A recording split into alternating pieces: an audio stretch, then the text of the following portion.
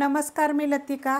आज मी तुम्हाला एक नवीन प्रकारचं पिठलं बनवून दाखवणार आहे आणि ते पण पिठलं चण्याची डाळ आपण ना वाटून पिठलं करणार आहे। तर ही चण्याची डाळ बघा मी भिजत घातली होती एक 20 मिनिटांसाठी। डाळ चांगली भिजली पाहिजे, रात्री वगैरे भिजत घालू नका कारण मग त्याचा वास येतो बघा। अशा प्रकारे तुटली पाहिजे, म्हणजे चांगली भिजते। सकाळचं करायचं तर सकाळीच भिजत घालायची। अशा पद्धतीत मी ही 20 मिनिटं झाले भिजत घातली होती। आता आपल्याला मसाला लागणार आहे, तर थोडीशी कोथिंबीर घेतली, 7 ते 8 हिरव्या मिरच्या घेतल्या, तुमच्या तिखटाप्रमाणे घ्या।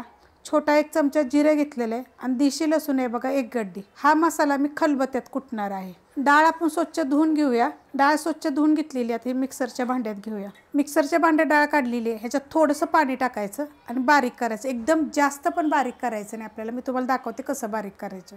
मिक्सरला डाळ बघा बारीक करून घेतलेली आहे, कशी बारीक केली ती दाखवते। अशा पद्धतीत बारीक करायची, थोडीशी साधारण अशी दरदरी राहिली पाहिजे, अशा पद्धतीत बारीक करायची। एकदम अशा आपण कसं मसाला करतो कुठल्या पण भाजीला वगैरे वापरायला एकदम बारीक अशा पद्धतीने करायची नाही, तर मग त्या पिठल्याची बघा चव लागणार नाही। खलबत्त्यामध्ये हा मसाला मी बघा कुटून घेणार आहे। तर ह्याच्यामध्ये तुम्हाला सांगते, ह्या मिरच्या तुम्ही जर थोड्याशा भाजून घेतल्या तरी चालतील, जिरं थोडं भाजून घेतलं तरी चालेल, पण कच्चं हे जर टाकलं ना तर चव 1 नंबर लागते। तर बघा हे सगळं मी खलबत्त्यात टाकणार आहे आणि कुटून घेणार आहे। कुटून घेतले बघा, अशा पद्धतीत कुटून घ्यायचं। जास्त पण असं एकदम बारीक करायचं नाही, असं राहिलं पाहिजे। तेल गरम करत ठेवलं होतं, त्याच्यामध्ये बघा 1 चमचा तेल चांगलं कडक गरम करून घेतलेलं आहे।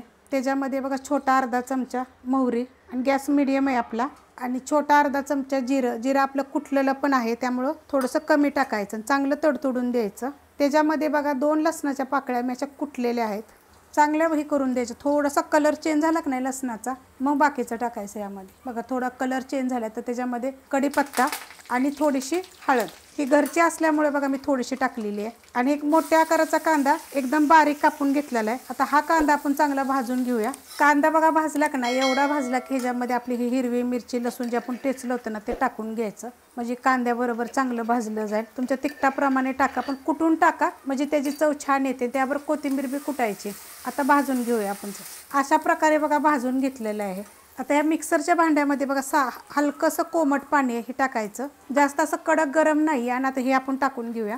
आता तुम्हाला किती पातळ पाहिजे त्याप्रमाणे त्यामध्ये पाणी टाकायचं, कारण की डाळ बी शिजली पाहिजे। आता हे थोडं मिक्स करून घेऊया, आपल्याला किती पाणी लागणार आहे आपण बघूया।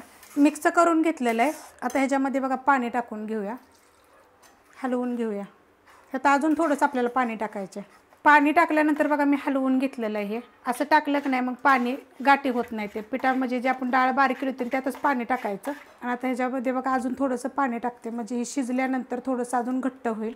हलवूया आणि ह्याच्यामध्ये आता मीठ टाकूया, चवीप्रमाणे मीठ टाकायचं आणि मिक्स करून घेऊया। आणि गॅस आपला वाढवूया, आता मी बारीक केला होता, मीडियम गॅसवरही चांगलं शिजवून द्यायचं। पिठलं बघा मी एकसारखं हलवत आलेले आहे, 5 ते 7 मिनिट झाले एकसारखं हलवले, कारण की आपण जर असं सोडलं तर असं उडतं बघा। पण बारीक गॅस करायचा आणि हलवत राहायचं, मस्त झाले बघा अशा प्रकारे होतं। ह्याच्यात थोडीशी कोथिंबीर टाकूया, अजून 5 मिनिट आपण ह्याला असंच हलवत राहूया। तर तुम्हाला पातळ पाहिजे असेल तर अजून पातळ करायचं, ह्याला काय जास्त वेळ शिजायला लागत नाही, एक 10 ते 15 मिनिट बारीक गॅसवर शिजलं जातं। फास्ट गॅसवर केलं तर तुमच्या अंगावर वगैरे उडल, लक्ष देऊन करा, पण चवीला 1 नंबर लागतं। आणि ह्याला काय जास्त डाळ भिजत घालायला लागत नाही, थोडीशी डाळ जर भिजत घातली ना तर ही 4 ते 5 माणसं बघा हे खाऊ शकतात। तुम्ही ज्वारीची भाकरी, बाजरीची भाकरी, भाताबर वगैरे खाऊ शकता। तर आपण ह्याला थोडंसं असं हलवून घेऊया, म्हणजे छान असं शिजेल। हलवलेलं आहे बघा, 5 मिनिटं होऊन गेलेले आहेत, मी एवढं बघा घट्ट झालेलं आहे। आता हे थंड झालं की अजून थोडंसं घट्ट होईल, पण अशा पद्धतीतच छान लागतं। जास्त पण असं पातळ नाही पाहिजे, असं एवढं तरी पाहिजे। आता ह्याच्यापेक्षा जरी पातळ जरी केलं तरी चालते, छान लागतं। पण खाताना काय करायचं, थोडीशी तुपाची धार किंवा तेलाची धार घ्यायची, मस्त लागतं बघा। एकदम झणझणीत पद्धतीचं जर हे पिठलं तुम्हाला जर आवडलं असेल तर लाईक करा, सबस्क्राईब करा, कमेंट करा आणि शेअर बी करा।